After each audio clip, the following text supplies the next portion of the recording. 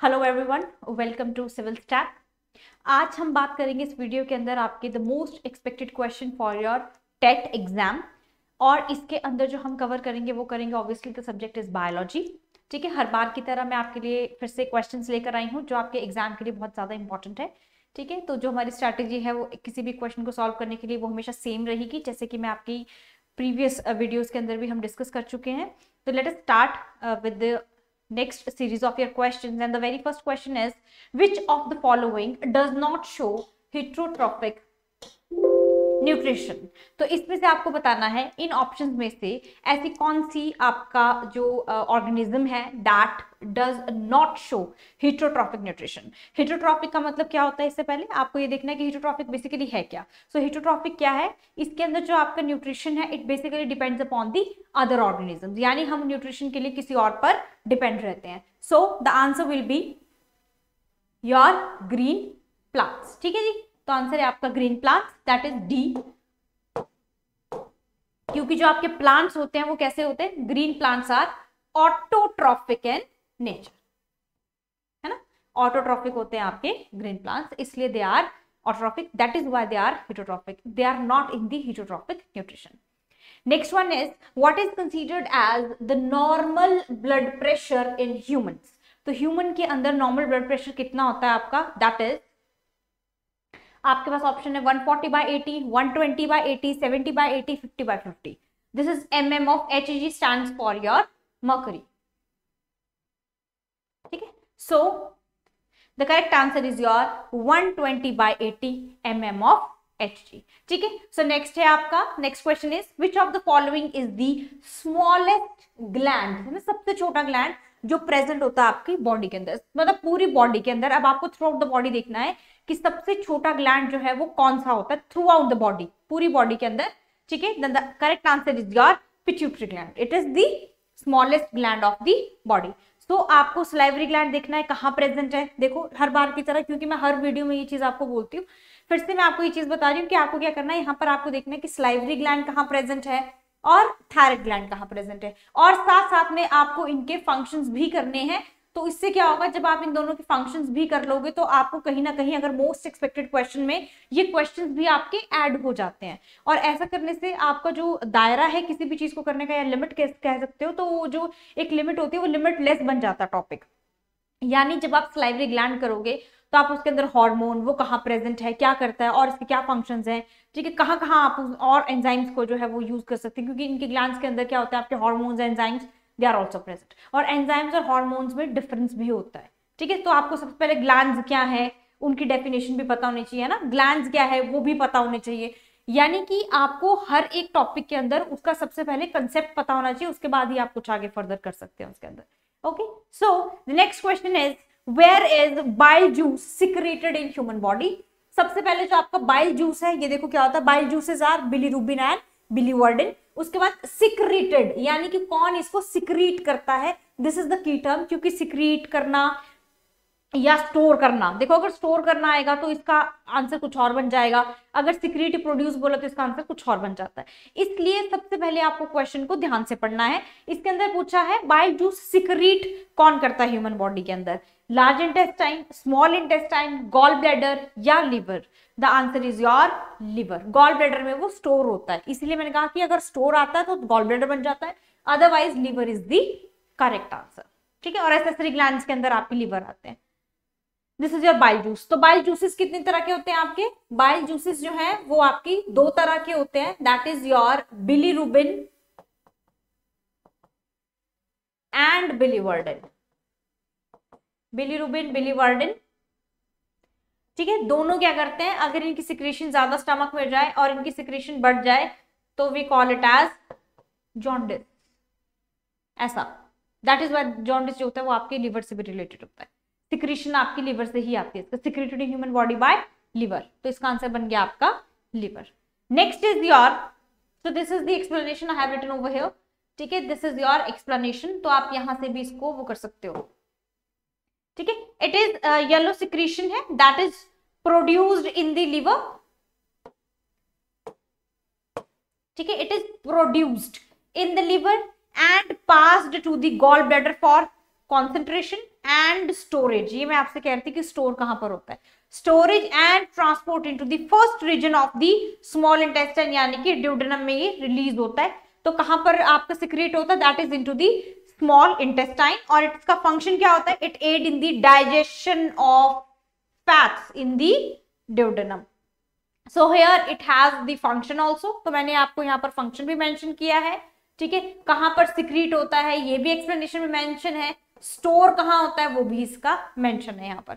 तो यही मैं आपसे कहती हूँ, स्टोरेज और आपकी इसकी सिक्रीशन और इसका फंक्शन तीनों आपको फंक्शनल है। Next question is which of the following is not an algae, इसमें से एल्गी कौन सी नहीं है, नॉट पे फोकस करना है, एनाबेना, पोरफायरा, बेलोनिया और फर्न्स। तो जो एनाबेना ऑब्वियसली साइनोबैक्टीरिया, ये भी आपकी ब्लू ग्रीन एल्गी है, ये भी सारे आपके एल्गी के अंदर आता है। फर्न्स जो है वो आपकी किसके अंदर आते हैं, क्लासिफिकेशन पे जाना है आपको, this is from your classification. तो जो आपके फर्न्स है they are classified into the pteridophytes, यानी फर्न प्लांट्स किसको बोलते हैं, टेरिडोफाइट्स को। तो टेरिडोफाइट्स तो अलग से हम क्या पढ़ते हैं, डिवीजन अलग से पढ़ते हैं टेरिडोफाइट्स की। So the correct answer is your pteridophytes. So this is your, so algae जो है it belongs to the cryptogams, ठीक है। क्रिप्टोगैम्स किसको बोलते हैं, the plant without the seed, और इसके पास एल्गी के पास क्या होता है, it has chlorophyll also. Example जो है पोरफायरा, अल्वा, सरगैजम, ठीक है, और सारगासम भी उसको पढ़ते हैं आप, एनाबेना, फ्यूकस, बेलोनिया एटसेट्रा। तो फर्न्स जो है दे आर नॉट एल्गी क्योंकि they are classified into the, आते ये भी आपके किसके अंदर है, क्रिप्टोगैम्स के अंदर, ठीक है। तो आई एम कंसीडरिंग कि आपको जो है क्लासिफिकेशन ऑफ फॉर श्योर आती होगी, फिर भी यहाँ पर मैं आपको थोड़ा सा क्रक्स बता देती हूँ। जो आपकी प्लांट किंगडम है या प्लांट की जो क्लासिफिकेशन है, प्लांट्स क्लासिफिकेशन, वो कुछ इस तरह से है।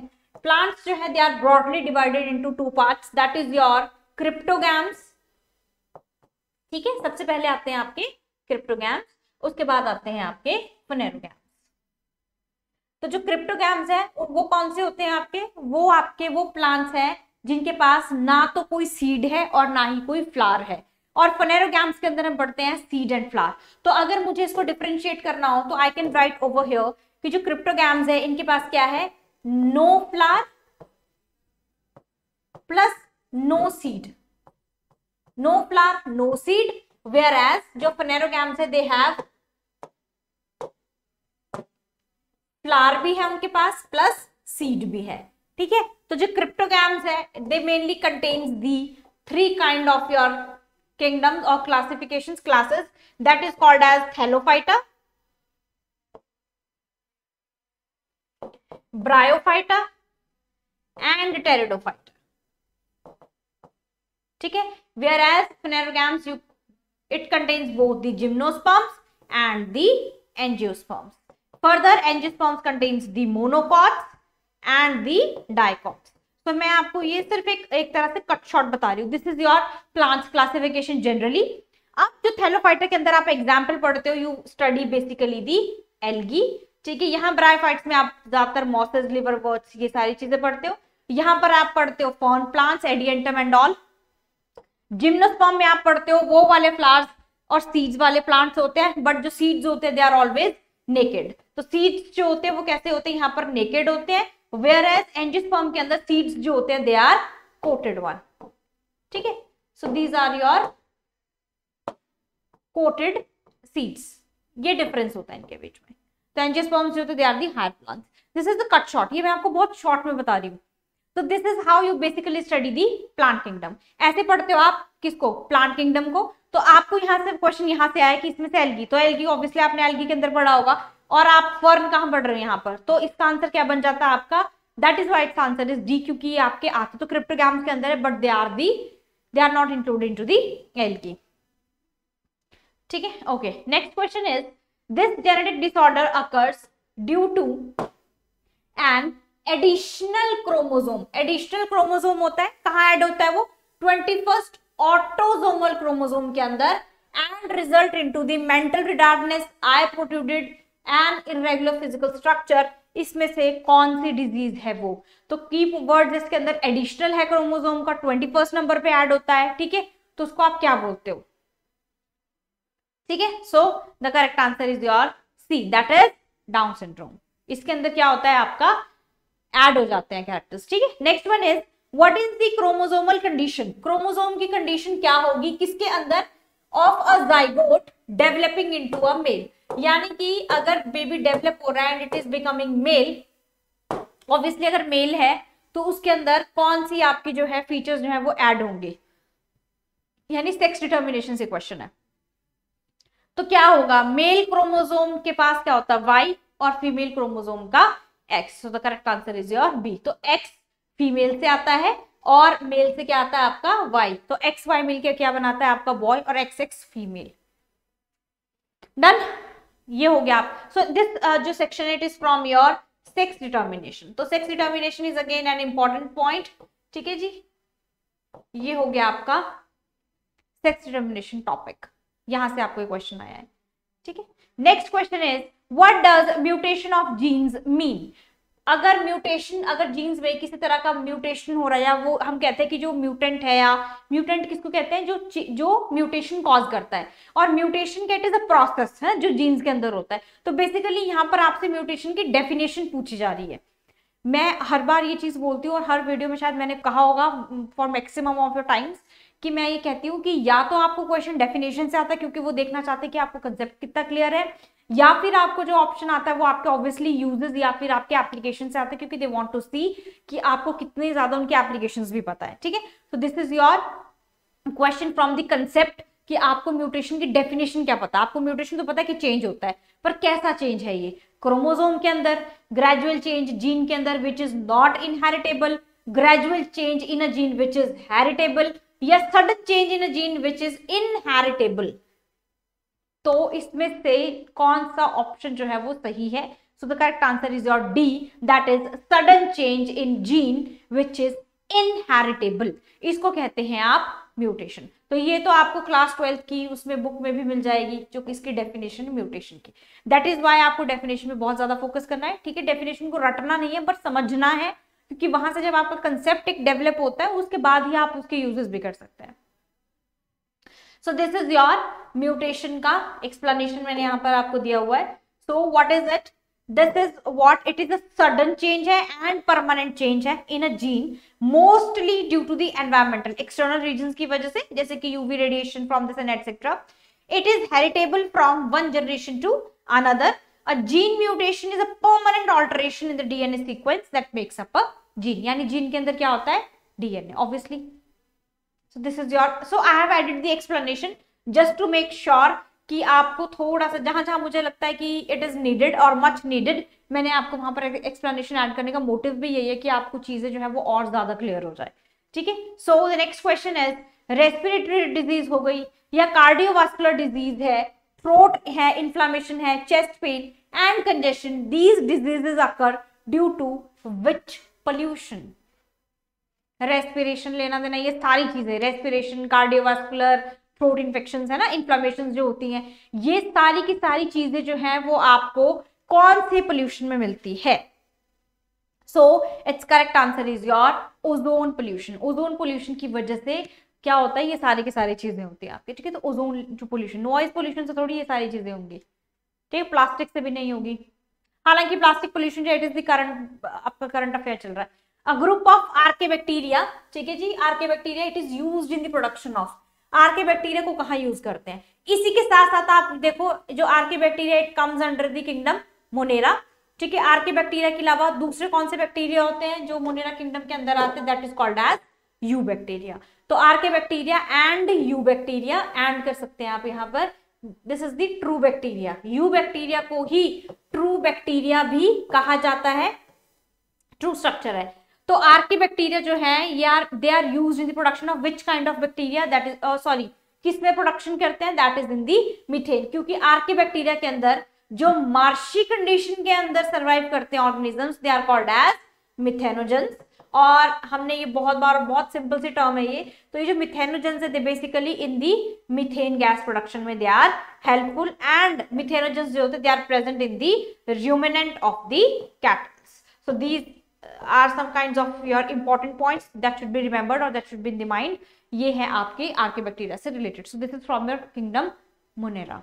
5 किंगडम क्लासिफिकेशंस आपको क्वेश्चन आए, दी मोस्ट इंपॉर्टेंट टॉपिक है, मैं बहुत बार बोलती हूँ और हर चीज में आपको यही बोलती हूँ कि दिस इज फ्रॉम योर, ठीक है जी, ये बायोलॉजी क्लासिफिकेशन है। Next question is which of the following is not a connective tissue, इसमें से कौन सा जो है वो आपका कनेक्टिव टिश्यू नहीं है, एडिपोज, कंपैक्ट, कार्डियक या areolar. So the correct answer is your cardiac muscle, ठीक है, this is not your connective tissue, connective tissue नहीं है। Next question is which bacteria spread meningitis, तो मेनिंजाइटिस जो है वो एक डिजीज है, इसमें से कौन सा बैक्टीरिया जो है वो मेनिंजाइटिस, इसका मतलब क्या है, जैसे बैक्टीरियल डिजीज, इसमें से कोई बैक्टीरियल होगी, ठीक है, वो आपको बतानी है कि कौन सी होती है। So the correct answer is your Neisseria, so this is your correct answer, जो कि बैक्टीरिया से होती है। अब आपको इससे उल्टा क्वेश्चन भी आ सकता है कि जो निसेरिया है it causes the meningitis spreaded by, तो निसेरिया क्या है, बैक्टीरिया है, फंगस है, वायरस है, protozoa, the answer will be bacteria. तो उल्टा क्वेश्चन भी आपको आ सकता है। So this is a bacterial and it can death can occur in little as well few hours के अंदर, इसके अंदर आपका हो सकता है। This is your explanation. Next is your phytotron, जो है वो एक फैसिलिटी है किसके अंदर, फाइटोट्रॉन का मतलब क्या होता है, देखो फाइटो है यानी कि प्लांट से रिलेटेड है, तो प्लांट वाला ऑप्शन इसमें देखो वैसे तो सारे ही है, इंड्यूस्ड म्यूटेशन तो नहीं होगा, ठीक है, कंजर्व डेंजर स्पीशीज में ऐसा नहीं, कोई वो नहीं है। ग्रो प्लांट्स और ग्रो प्लांट्स ऑब्वियसली फाइटो है, फोटोसिंथेसिस, फाइटो हार्मोन्स, ये सारे क्या है आपकी ग्रोथ से रिलेटेड है। So the answer will B from the grow part. तो दो आप कैसे एलिमिनेट हो गए, तो correct answer is your grow plants under the controlled condition, जब आप कंडीशंस को कंट्रोल करके किसी प्लांट को ग्रो कराते हैं, that is called as phytotron. Next question is linseed is a rich source of, तो लिंसेड जो है वो किसका रिच सोर्स है, विटामिन सी, ओमेगा एसेंशियल या antioxidants.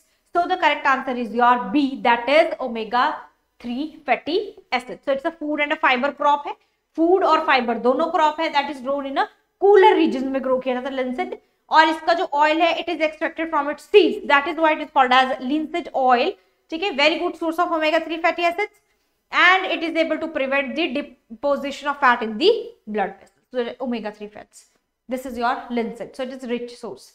Next is which one of the following hormones, इसमें से कौन सा ऐसा हार्मोन है जो स्टिमुलेट करता है पेनक्रियाज को for the production of digestive juices. So ये आपका बड़ा ही इंपॉर्टेंट क्वेश्चन है और ये थोड़ा सा ऐसा है कि मैक्सिमम बच्चों को ये चीज नहीं पता होती है, और पता भी होती होगी, इट्स नॉट लाइक कि किसी को पता नहीं होती, पर जिसने पढ़ा होगा ऑब्वियसली उसको पता होगा। समटाइम्स हम इन चीजों को स्किप भी कर देते हैं, तो ये कुछ ऐसा सा क्वेश्चन है जो बहुत इंपॉर्टेंट है and the answer is your secretin. So secretin क्या है, ये आपका एक वो है हार्मोन है that basically leads to the stimulation of production of, stimulates the production of digestive juices in your pancreas. So the correct answer is your secretin. ठीक है, it also helps to regulate the pH of duodenum by inhibiting the secretion of gastric acid from the parietal cells of the stomach. तो यहां से भी आपको question बन सकता है कि जो आपके गैस्ट्रिक जूसेस हैं वो कहां से आपके रिलीज होते हैं, तो they are from the parietal cells of your stomach. तो ये भी आपका मोस्ट एक्सपेक्टेड क्वेश्चन यहां से बन सकता है, ठीक है। तो वाइस वर्सा है, जरूरी नहीं ऐसे कुछ क्वेश्चन आएगा, ऐसा होता है कि कई बार जैसे ये क्वेश्चन नहीं, मैंने एक्सप्लेनेशन दी है, हो सकता है आपको यहाँ से कोई क्वेश्चन बन जाए इस एक्सप्लेनेशन से, तो वो भी आपको साथ में, इसीलिए तो कहते हैं डिटेल में हर चीज करो। जब एमसीक्यूज करते हैं तो उसके तीनों ऑप्शंस और भी करो, जैसे कि रेनिन बच गया इसके अंदर, ट्रिप्सिन बच गया और आपका पेप्सिन बच गया, तो आपको इन तीनों ऑप्शंस का भी पता होना चाहिए कि दे आर यूजिंग वेयर और उनका क्या क्या यूज फर्दर हो सकता है। Next is the arrangement of leaves on an axis, और स्टेम पे होता है, उसको क्या कहते हैं, this is very very very very easy question, और ये तो हम हर उसमें क्लास में करते हैं और वैसे भी होता है, दैट इज योर फाइलोटेक्सी।